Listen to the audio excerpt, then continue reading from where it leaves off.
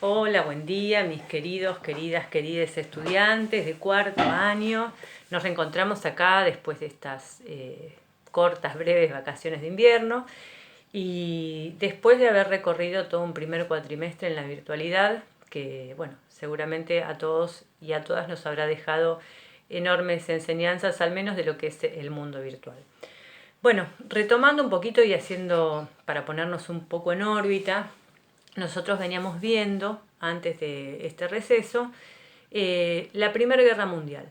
Y tomamos como periodo de tiempo desde 1880 hasta 1920.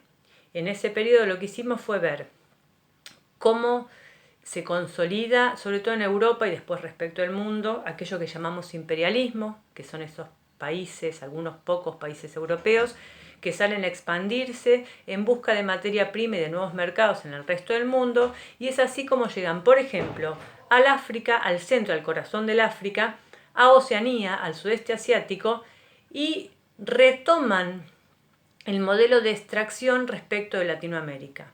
Bien, que es ahí cuando se va a dar puntualmente en Argentina, como para tener en paralelo las dos historias, aquello que se conoció como la conquista del desierto. Julio Argentino Roca, que era presidente de la Argentina entre 1880 y 1886, financiado, pagado por el gobierno de Inglaterra, vació, exterminó a todos los pueblos originarios de la Patagonia para quedarse con sus tierras, repartirlas entre las familias más adineradas de la Argentina y devolverle ese favor a Inglaterra, dándole tierras también. Por lo tanto, por medio del exterminio de los pueblos originarios, principalmente de la nación mapuche, es que se apropiaron de esas tierras para consolidar este vínculo de dependencia de lo que es la Argentina con el mercado mundial. Argentina como país agroexportador y mercado mundial que hace que los países del primer mundo, los países industrializados como son los europeos, nos compren la materia prima a bajo costo, la manufacturen y nos la vendan más cara. ¿Bien? Todo esto, esta expansión imperialista, termina de estallar en 1914 cuando ya no hay más mercados nuevos, sino que hay que pelearse por los mercados que existen. Y eso sucede en Europa, que por un lado van a estar Alemania, Italia y todos los que serían los imperios centrales, que es el imperio austrohúngaro puntualmente, y del otro lado Francia, Inglaterra, Rusia, porque es Rusia en ese momento, después se convierte en la Unión de Repúblicas Socialistas Soviéticas, y luego va a colaborar un poco los Estados Unidos. Esto termina en 1918, pierde Alemania, pierde lo que serían los imperios centrales, efectivamente, y se firma en 1919 el Tratado de Versalles, que establece qué es lo que va a suceder después de esa guerra, cómo va a quedar Europa y qué responsabilidad le caben a los países que iniciaron este conflicto. De ahí justamente el hacerse cargo de los desmanes ocurridos en la guerra a Alemania, que es lo que establece el Tratado de Versalles, piden que el desarme, o sea que no tengan más ejército y que cedan parte de su territorio a Polonia. Bien, pero esto es un repaso de lo que veníamos viendo, que ustedes ya lo hicieron muy bien, los que lo hicieron, en la integración de la Primera Guerra Mundial. Ahora vamos a ver qué pasaba en la Argentina en ese mismo periodo. Bien, yo les voy a hacer una introducción y les voy a dejar una actividad para que realicen para la semana que viene. En ese mismo periodo vamos a tomar en realidad primero 1880-1916 en Argentina, que esto es algo que habrán visto seguramente en tercer año, pero lo recordamos. Retengan esta fecha, 1880-1916. A todo ese periodo se lo conoce en historia como la República Oligárquica. ¿Por qué? Porque quienes van a gobernar en la Argentina en ese momento van a pertenecer a la oligarquía terrateniente argentina. ¿Qué es la oligarquía terrateniente argentina? Bueno, son las grandes familias que han usurpado las tierras a los pueblos originarios, que se las han quedado y que ahora son tierras productivas para que ellos se enriquezcan utilizando mano de obra originaria, explotándola y vendiendo ellos en forma particular al mercado mundial. ¿Bien? Por lo tanto, el Estado argentino, el gobierno argentino, como en ese momento era liberal y no cobraba retenciones a los productos de exportación, era un país pobre. Se enriquecían solamente la oligarquía terrateniente argentina, que eran estas pocas familias, apellidos como el de Roca, que les nombré recién, Pellegrini, Bullrich, o sea, los mismos Bullrich que andan ahora por acá, descienden de los Bullrich, que son los que remataron las tierras de los mapuches, Anchorena, Álzaga, Martínez de Oz. Son en total no más de 200 familias en toda la Argentina que se apropian de todos estos territorios de los pueblos originarios. Los explotan para su propio beneficio. Y encima son ellos los que permanecen y gobiernan el país, es decir, la clase terrateniente argentina que tiene sus intereses en este modelo productivo agroexportador, son los que gobiernan. Por lo tanto, van a tomar medidas políticas que van a beneficiar a su propio sector. Bien, pero no toda la sociedad argentina está conforme y contenta con esto. Los sectores medios, principalmente aquellos comerciantes o hijos de comerciantes que han podido acceder a los estudios universitarios y que tienen una formación, si se quiere, intelectual que les permite hacer un análisis de la realidad distinto, y también algunos sectores populares comienzan a mostrar su disconformidad con que la clase terrateniente argentina, que es la que tiene intereses económicos particulares, sea la que gobierne, porque van a gobernar en favor de sus propios intereses particulares. Bien, entonces se juntan y en 1890 arman un nuevo partido político, la Unión Cívica Radical. El partido de la oligarquía se llamaba el Partido Autonomista Nacional. Pero los autonomistas, los oligarcas de la Argentina, no le permiten a la Unión Cívica Radical participar en elecciones. Bien, entonces desde 1890 que se crea ese partido hasta avanzado un poquito el siglo XX no pueden participar. Ahora bien, ya entrado el siglo XX, es la primera década, 1806-1807, tenemos un presidente también de la oligarquía terrateniente que es Roque Sáenz Peña. Presionado un poco por los sectores populares y algo también un poco por el socialismo, que sí participa de la arena política, es que diseña una nueva ley vinculada con la participación ciudadana en materia política. Es decir, hasta ese momento, ¿cómo se votaba? Se votaba, o sea, no estabas obligado, votaban los hombres, y se votaba a mano alzada, es decir, vos ibas a un lugar donde se te estaba esperando, donde se daba el comicio justamente, y manifestabas abiertamente a qué candidato querías votar, que siempre eran candidatos de la oligarquía terrateniente argentina, y que por otro lado era muy probable que el dueño de la estancia juntara toda la peonada explotada y lo llevara a votar. Entonces, el dueño de estancia les decía a los peones a quién tenían que votar, y presionados ante la posibilidad de la pérdida de trabajo, si votaban por otro, votaban por el que el estanciero les decía. Por lo tanto, no era un voto franco ni representativo. Sáenz Peña sanciona la primera ley que estipula que el voto debe ser secreto. Eso ya es un gran paso, es ahí donde aparecen justamente esto que hoy conocemos como cuartos oscuros. Debe ser secreto, debe ser obligatorio, y debe ser obligatorio para el universo, para el conjunto de sujetos que queden englobados en esta ley. ¿Qué van a hacer? Todos los hombres masculinos, argentinos o nacionalizados, mayores de 18 años. Entonces, todos los que cumplan con ese requisito están obligados a ir a votar.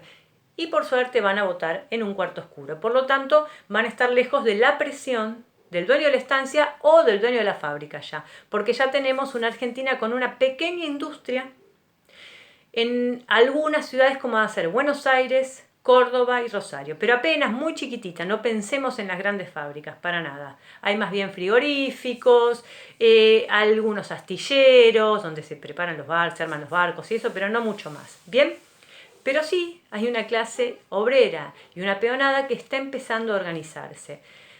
En las elecciones de 1916, que son las primeras que se celebran con esta ley sancionada que se aprueba en 1912, efectivamente, al poder votar con un poco más de libertad estos sectores populares, ponen su voto al radicalismo, que son las primeras elecciones que le permiten a la UCR participar.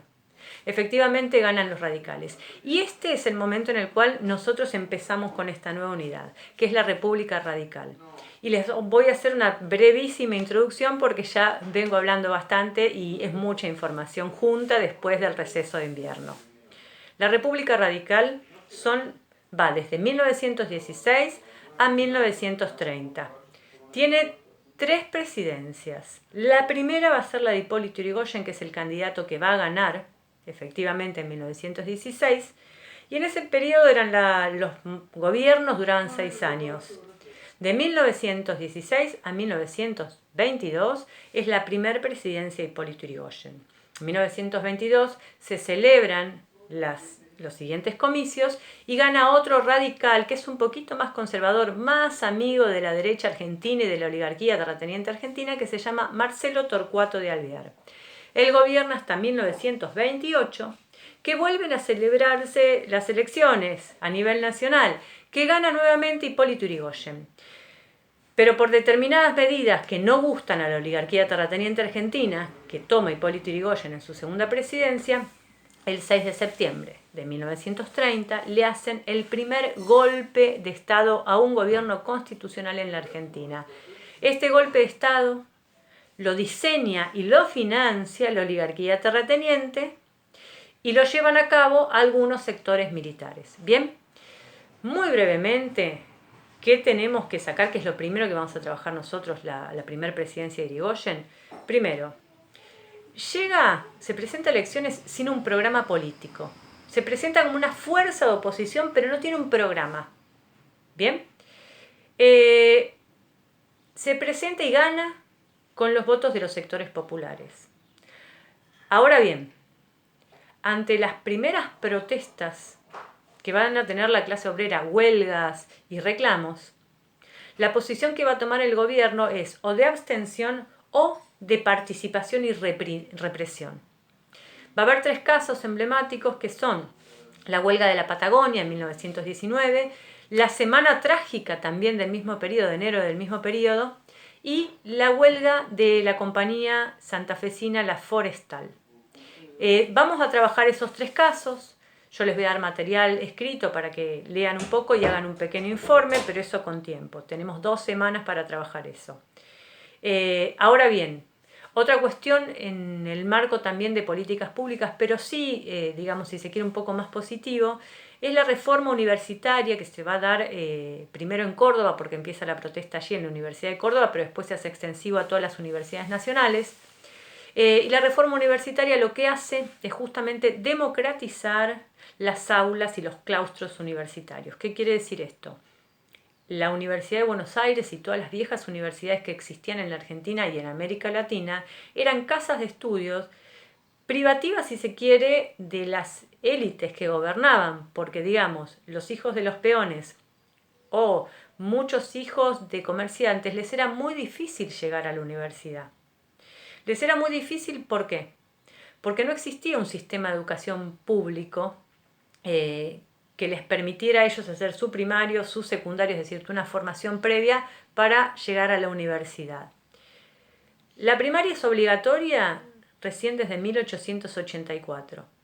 Son 6 años de instrucción, solo en primeras letras, no se profundiza mucho. Lo único que se quiere es alfabetizar a los sectores populares. Alfabetizar y adoctrinar, enseñarles símbolos patrios, las canciones patrias y, digamos, tenerlos ordenaditos como hijos de la clase trabajadora. Ahora el secundario, la educación secundaria, no existía para los sectores populares. Hay una educación secundaria vinculada con las universidades, como va a ser el Colegio Nacional de Buenos Aires, el Pellegrini, hay otro más en las provincias que ahora no me acuerdo los nombres, pero son todos los colegios nacionales, ¿bien? Que vos haces tu secundaria en el nacional y entras directo a la universidad. Pero están reservados para aquellos hijos de la oligarquía terrateniente o de grandes comerciantes que no tienen la necesidad inmediata de salir a trabajar para alimentar a su familia. Por lo tanto, es como que la educación solamente es para unos pocos. Esos pocos también son los que participan luego y son profesores o rectores de esas universidades. A partir de 1900, 1910, que recibimos nosotros mucha inmigración europea, principalmente española e italiana, por suerte llegan muchos militantes socialistas, comunistas y algunos anarquistas, que lo que empiezan a reclamar y a decir es que el pueblo debe estar instruido, debe estar formado para poder decidir. Y gracias a la participación y a la influencia de estos militantes, que sí tienen una gran formación, a pesar de que todos ellos son obreros y estudian después de sus 14 horas de trabajo, es que comienzan a reclamar esta democratización de la universidad. Es decir, que pueda ingresar cualquiera que dé un buen examen, que no tengas que venir de esos secundarios vinculados a las universidades, y que quienes quieran concursar para poder dar una materia, no necesariamente no tengan que pertenecer a ese sector de la oligarquía terrateniente.